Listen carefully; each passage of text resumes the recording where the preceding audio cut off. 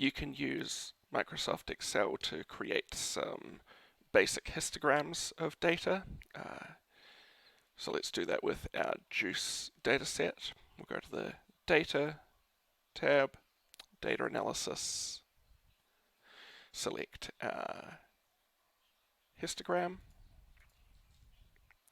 Our input range is the data in column B, so I can just click on column B here, and labels to tell it we've got a label in the first row. I'm just going to throw this on my original dataset, so I'll click output range here, give it a spot to start the output, and make sure I check chart output down the bottom. That's going to give me the actual histogram graph. Click OK. There we are.